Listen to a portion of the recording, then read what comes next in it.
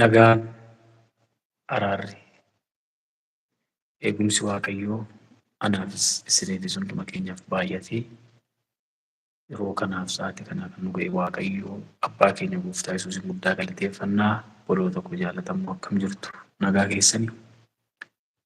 Ani nagaa kooti. Waaqayyoof galanni guddaan haa baay'atu.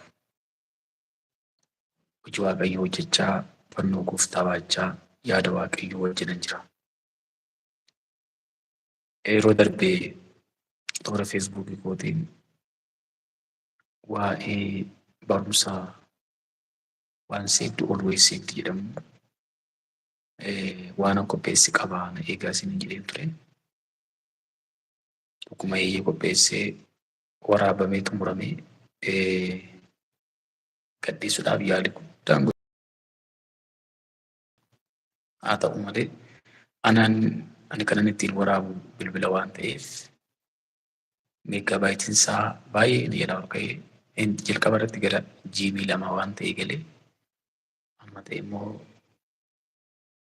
hojjettee gara meeggabaayitii 800 gadi fide sanaanis upload naaf ta'uu dide.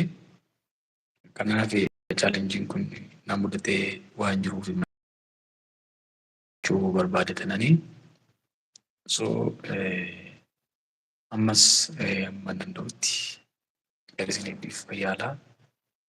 Amma salatti garuu barumsi kun dogoggora ta'uusaa barumsa akkuma seexanni Addaamii fi waan hin guyyoomsitee danganatti gadi baafte namoota mana Waaqayyoo qulqullummaa keessaa gadi baasuudhaaf kan qophaa'e ta'uusaa hubattanii dargaggoonni, shaamarran, gaggeessitoonni, tajaajiltoonni qulqullummaa keessan eeggattanii Gooftaa keessan Yesuus Kiristoos wajjin cimtanii akka dhaabbattan amma dhufaatii Gooftaa keenya Yesuus Kiristoositti mudaa malee jedhamee kan barreeffame sun nurratti akka raawwatuuf mudaa malee Gooftaa keenya akka eeggannu jabaadhaa isin jechuun barbaada.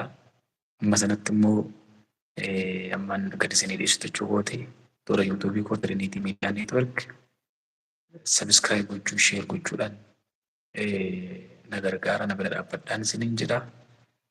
Kana hundumaa kanan isiniin jedhu ani haala ulfaataa keessa naannoo ulfaataa keessa jiraadheen wangeela lallabuudhaaf dhufe aarsaa ta'ee innaa lubbuu koo irratti murteessee jechaadha. Isin immoo ishuma kana subscribe share gochuun isinitti ulfaataniiti obboloota keessan biraan nagaadha.